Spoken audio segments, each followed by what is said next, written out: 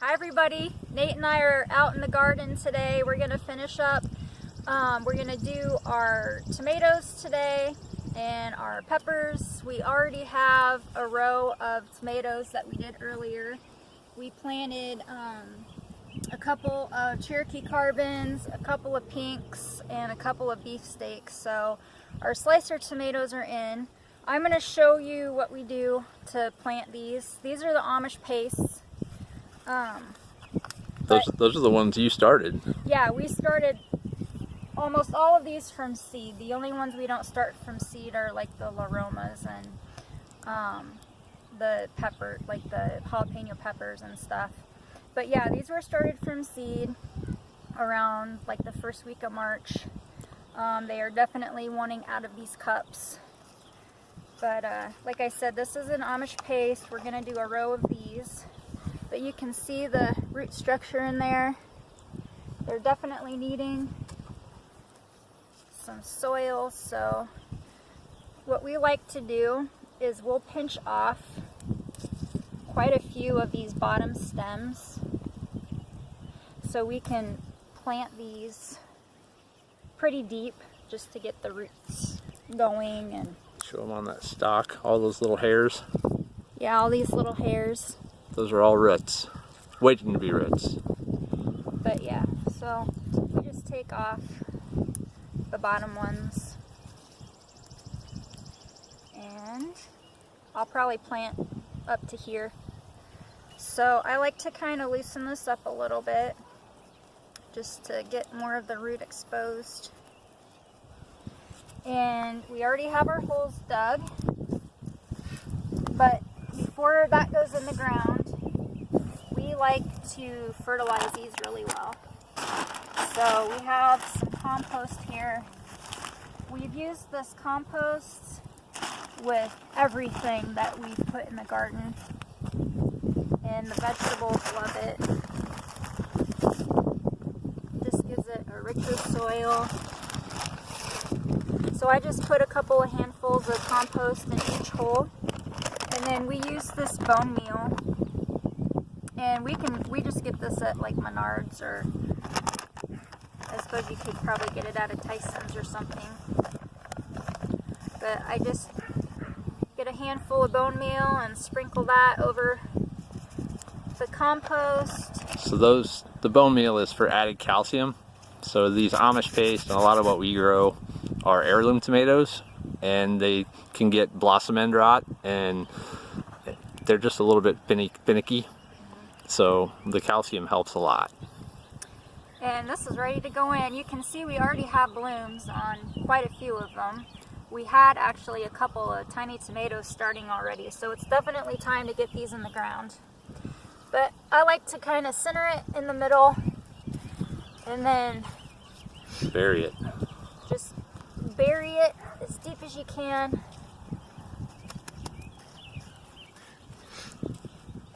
And we're supposed to get some rain off and on this whole week, but we will water all of these in when we're finished.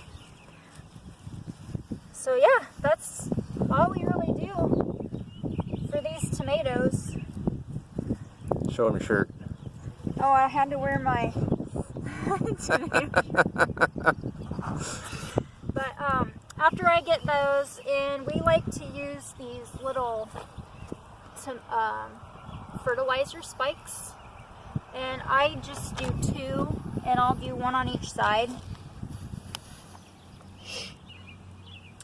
But I get fairly close to the plant and I just push them in there and cover them up. This just helps with extra nutrients. Just a slow release fertilizer, and that's it. That's all the fertilizer we put on the whole year. All this will get now is rain and a watering if it gets dry. So we're gonna finish up these tomatoes, and again we're gonna do our peppers today as well, and we do the exact same thing with the peppers as we do with the tomatoes. So everything gets really well fertilized, and yeah, hopefully we get a really good crop this year. Hi everybody, we have all of our tomatoes planted and all of our peppers in.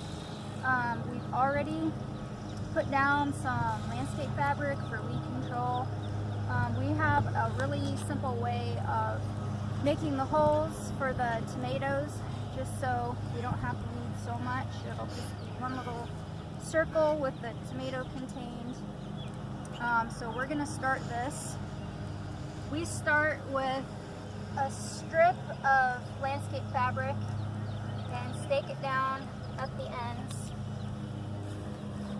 And you want to make sure you pull this taut. But with this first tomato here, Nate's gonna take the blowtorch. He's gonna kind of guesstimate where that plant is, and you can kind of see through this fabric. This is not a project to get kids involved with. The edges of this fabric stay hot for a few minutes, so we made our first hole, and you just want to gently pull this over.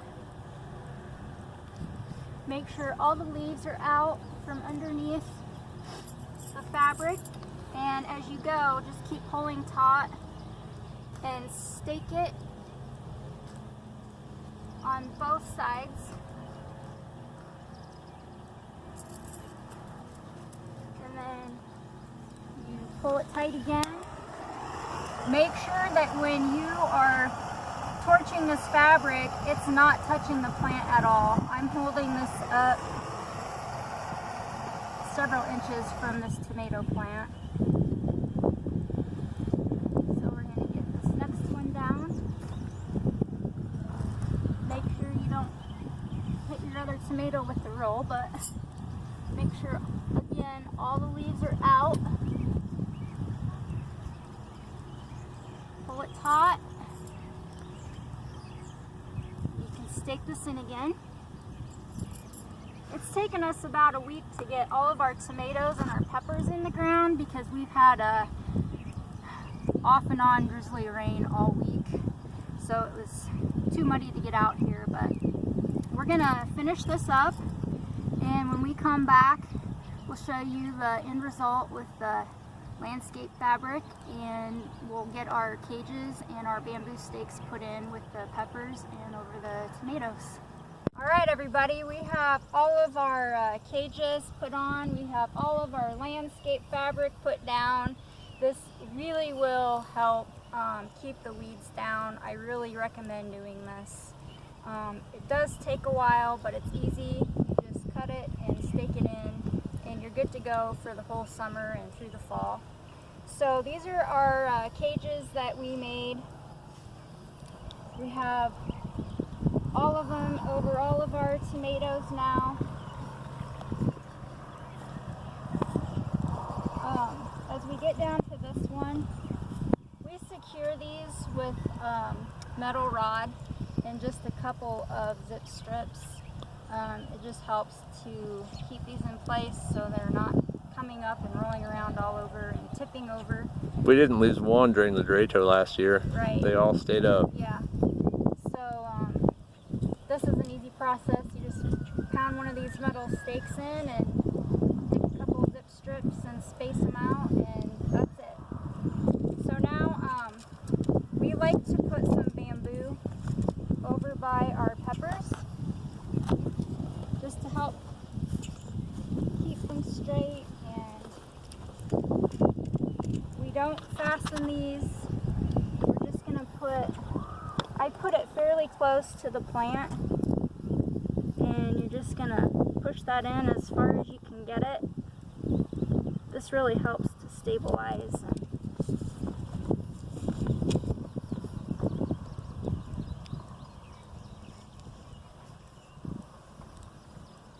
Tell them about your tomatoes in the back, the little ones there.